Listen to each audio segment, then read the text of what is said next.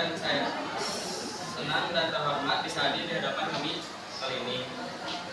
Selama beberapa menit ke depan, izinkan kami untuk menyampaikan hasil dari proyek kelima kami kali ini yang bertemakan pergaulan bebas yang memiliki tujuan memberikan pemahaman tentang bahaya dari pergaulan bebas serta kelompok kita siapa yang narkotika dalam kehidupan serta agama maupun undang-undang dasar. Sebelumnya, sebelum melanjutkan presentasi kami, izinkan saya untuk memperkenalkan diri. Nama saya Samsudin Dengan Hakim.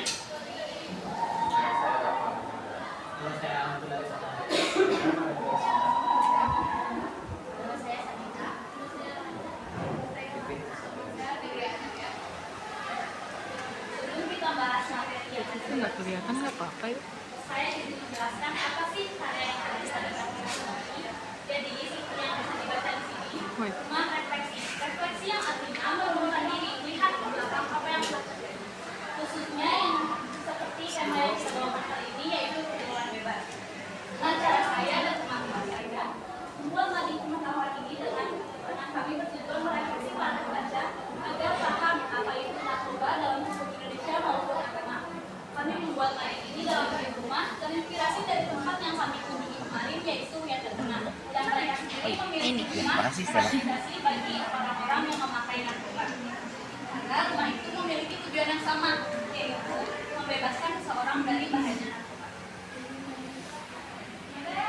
Selanjutnya, adapun hukum terkait narkotika dalam Undang-Undang Republik Indonesia yang termasuk dalam nomor 35 tahun 2009 yang dikemukakan narkotika termasuk ke dalam zat atau obat yang disebutkan oleh merupakan zat atau obat yang berasal dari tanaman maupun sintetis yang bisa menyebabkan sifat kehilangan kesadaran diri dan juga tercantumkan dalam undang-undang tersebut. Dalam undang-undang tersebut digolongkan menjadi 3 golongan. Golongan yang pertama yaitu narkotika hanya dapat digunakan dalam ilmu pengetahuan yang dimana zat dalam kesadaran diri itu lebih tinggi. Golongan yang kedua yaitu merupakan narkotika yang berkhasiat dalam pengobatan yang dimana hanya obat penyakit tertentu atau sudah stafnya obat yang ada. Dan golongan yang ketiga merupakan narkotika yang dimana digunakan dalam pengobatan ataupun terapi-terapi tersebut dan juga di ilmu pengetahuan memiliki kandungan keadaan ketergantungan itu sangat rendah. Selanjutnya ada sanksi dalam Undang-Undang Dasar. Pada pasal 119 ayat 1, setiap orang yang tanpa hak atau melawan hukum menawarkan diri menjual, membeli, menerima, menjadi perantara dalam jual beli, bertukar atau menyerahkan narkotika golongan 2 dipidana dengan pidana penjara paling singkat 4 tahun dan paling lama 12 tahun dan pidana yang paling sedikit 800 juta rupiah dan paling banyak 8 miliar rupiah. Pada ayat 2, dalam hal perbuatan menawarkan untuk dijual, membeli, menerima, menjadi perantara dan jual beli, bertukar atau menyerahkan narkotika golongan 2 sebagaimana dimaksudkan pada ayat 1, beratnya melebihi 5 gram, pelaku dipidana dengan pidana mati, pidana penjara seumur hidup atau pidana penjara paling singkat 5 tahun.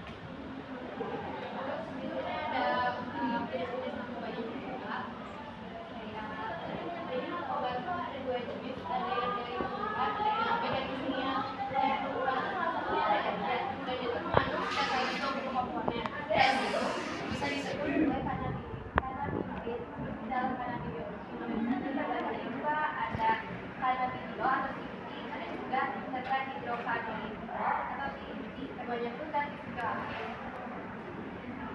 CBD itu biasa digunakan di medis atau kesehatan karena bisa mengurangi peradangan pada sakit, kejang-kejang juga kecemasan atau membuat si pengguna itu merasa mabuk. Terus kalau yang ini yang bisa membuat mabuk dan juga penjelasan ideal yaitu bisa membuat si pengguna merasa tenang terus penglihatan mereka jadi lebih tajam sama pendengaran juga.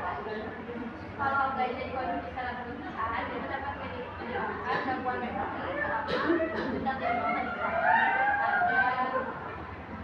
Ada tembakau lagi dia ganja sintetis itu dalam gejalanya dalam kita yang dia tembakau lagi itu bisa ngasih efek ke pengguna kalau kayak itu jadi lebih besar sedangkan rasa obat itu jadi terus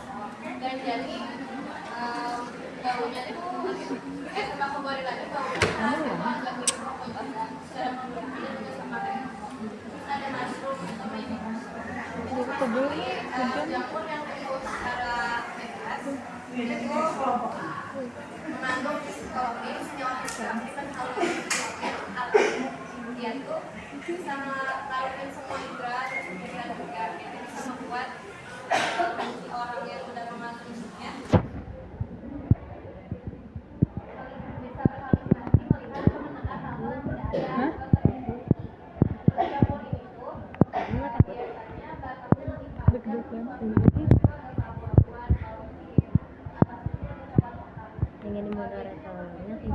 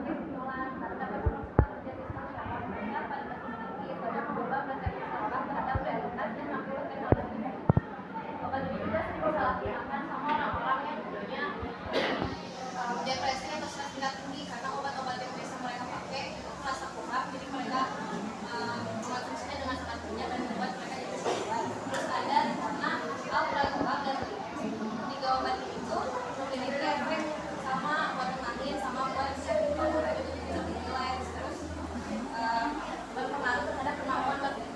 Terus obat itu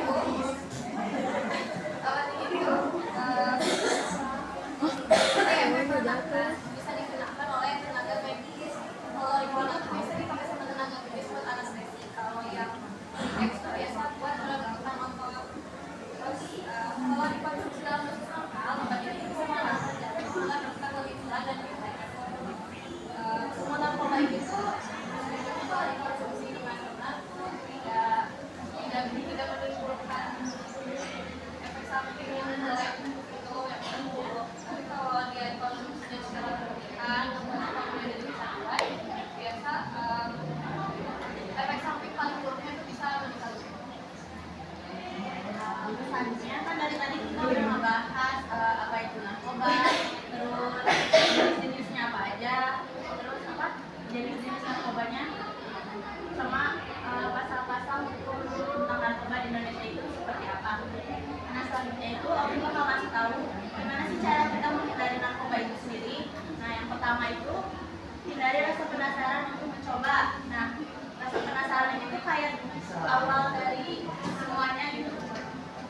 Kalau kita nggak penasaran, kita nggak coba-coba dikit-dikit, kita nggak bakal kecanduan karena narkoba ini kan sifatnya adiktif ya, jadi kita bisa kecanduan, kita bisa apa ya, jadi kita jadiin pelarian ke sana kalau misalnya kita lagi stres kayak gitu. Nah itu kalau misalnya kita coba dikit-dikit juga nanti kan bakal jadi banyak gitu kan, itu bakal lebih bahaya karena nanti di dalam tubuh kita gitu. Terus yang kedua, kita harus tahu dampak buruk dari narkoba buat kita tuh apa, baik dari segi kesehatan, terus kesehatan fisik, kesehatan mentalnya kita harus tahu biar kita bisa menghindari itu.